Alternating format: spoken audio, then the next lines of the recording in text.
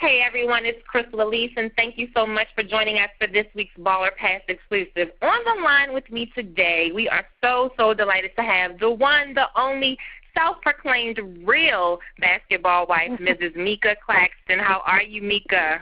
I'm doing good. How are you? I am so wonderful. Thank you so much for joining us. One thing that I kind of want to do is really to get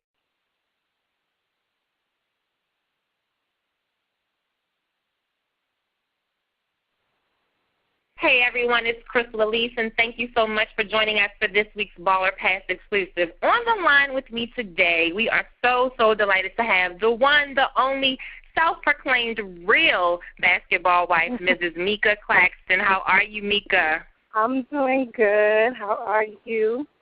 I am so wonderful. Thank you so much for joining us. One thing that I kind of want to do is really to get to know who you are in this interview, but of course, I got to give the people what they want. One of the most entertaining pieces of the show was watching the actual polo event happen in Miami Beach. There we saw the conflict between you and Tami kind of brew there. What was it about? Had you guys had any issues before that actual event, or was that just how you were feeling that day? I don't know if you want to call them issues, but little things do build up, and you know, they make me ask, hey, have you been drinking? So, you know, wanting to know where her head is at, I don't think anything's wrong with that. So, I mean, hey, she took it to another level with that. Like, she thought that was such a, you know, a horrible question. So, you know, I could see where things were going to go downhill from there. She made a couple of comments about people who didn't like you. And last night, if anyone tuned in, guys, you saw kind of the relationship between Evelyn and Jennifer kind of unfold. Do you consider those women your friends, or would you just say that they're just business associates? They're castmates, I guess. It definitely wasn't enough time to build any kind of friendships with anyone. You know, the goal was really just to get to know girls while I was out there building my office. So when I said I didn't come out here to make friends, I mean, I was serious. Like, that wasn't my goal. It was just an added bonus to meet some people that Shawnee had suggested to, you know, have drinks with and not be out there alone, you know, for example, to say it clear, like just not to be alone. So, you know, I definitely wouldn't consider them friends, you know, but when I was there, when I was filming, I didn't see them as mean girls or anything like that like you see now. So do you think that that was a product of editing, or have you really built any strong bonds with anyone on the show that we kind of don't really know about just yet? No, you know, I definitely think that what you see is real, but what you see is only a very, very small portion of all the relationships and, you know, and just the things that happen. You know, you can't see everything or even enough of in 1 hour a week or in 10 hours for the whole season. We shoot for 3 months. So you definitely are not going to see enough to draw at least valid judgments. Do you think that that kind of affected your perception of these women going into the show from watching the show for the first 2 seasons? Did that really make you look at people, i.e. Royce, in a different light, or do you think that she was depicted accurately? Oh, absolutely. I think that I do think that the episodes that I was able to catch in the first 2 seasons, I wasn't able to see all of them, but for the most part, I've been trying to catch up on them now, actually. It's funny.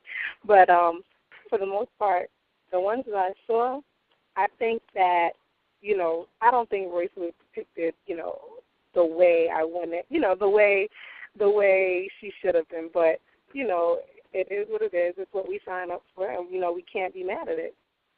Do you think that they accurately depicted you as a person? Moving forward, anything is possible. I will say that, and, you know, I'll leave it at that. Okay, great.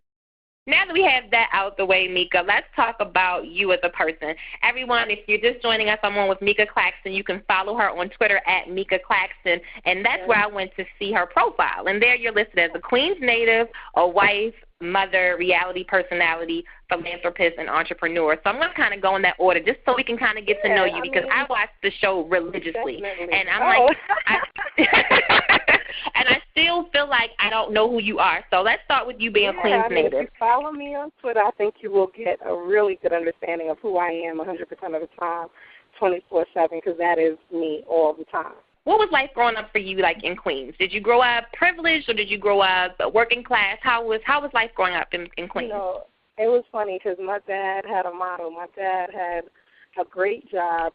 It's funny, he made six figures back then, and, you know, he had it, but it wasn't until I had to ask, like, why are we living here? You got it. And he said, you know, a smart man does not need to live in Long Island. This is, you know, a decent area. It didn't have to be, you know, he didn't have to spend all his money on something else when he'd rather provide myself with a great education that he paid for, you know, out of pocket. You know, he jokes around now and says, like, you know, my college tuition was ridiculous. You know, I went to a private college. I went to Hofstra University where I met my husband, and we paid out of pocket, you know, and he would rather give me things like that, you know. So, you know, for him, you know, us being in the hood didn't matter because, you know, everybody was tight. You knew everybody, and it is what it is. I grew up in Springfield. I love where I'm from.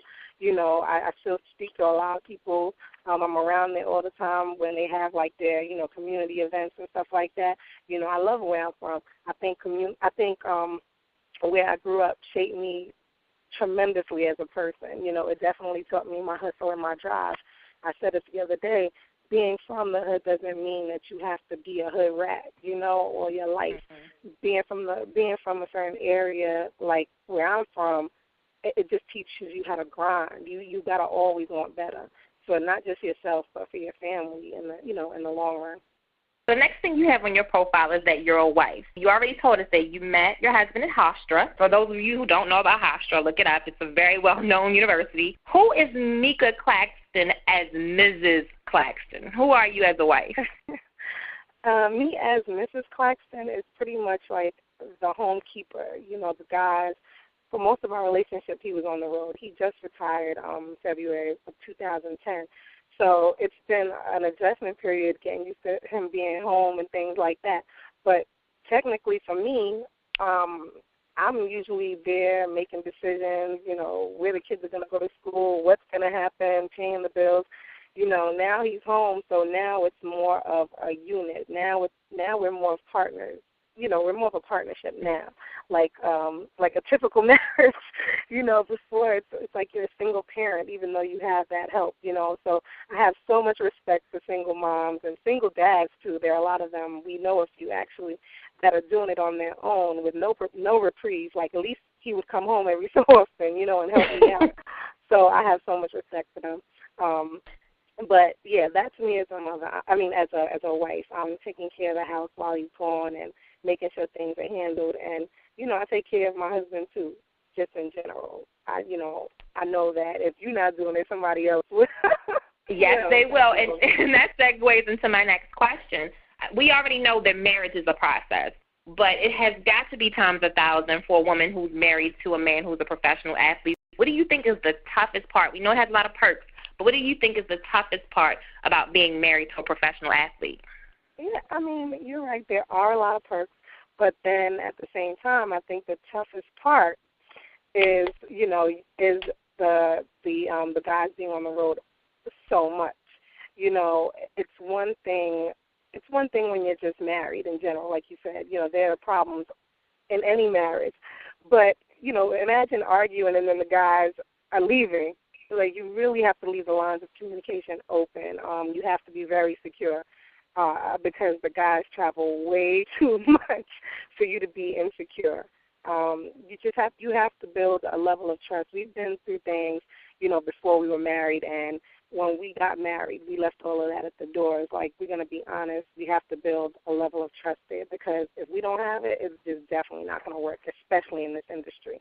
So that's our big thing. Like, we gotta talk it out and make sure it's out there and we're not hiding anything. Well, one thing that we don't get an opportunity to see is you as a mom, Meeka, on the show, and I know that your daughters are younger, so we definitely understand that. So how old are your daughters, and what do you think is the greatest thing about being a mommy?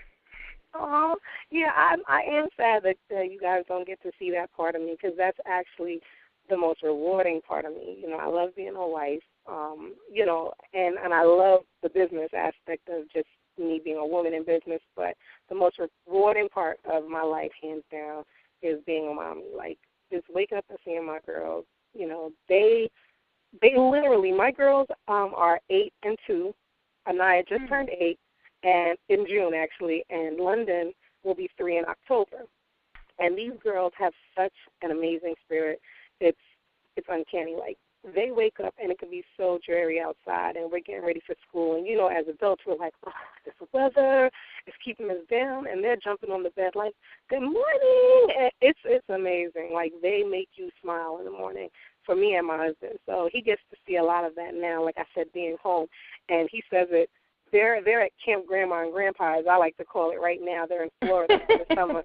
And that's our little vacation. But you know, they're there, and he wakes up every day. It's like, you know, where's my alarm clocks, man?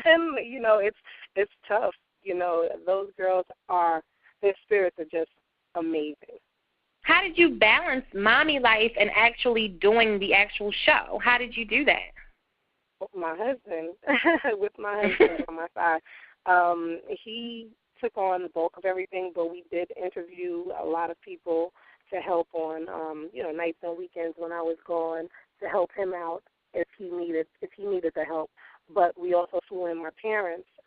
His parents are already in New York, and they take on a lot with the other grandchildren and his sisters and his sister's children. So we didn't really want to bother them too much, but we flew in my parents. They helped, and like I said, for breaks we interviewed people to help them out. So we had like a team behind us, and we were just ready. So that's at a point I pretty much became invested in this when I decided to, and so I was ready. I was, guns blazing. I was ready to do it. We had our team together, and it was all good.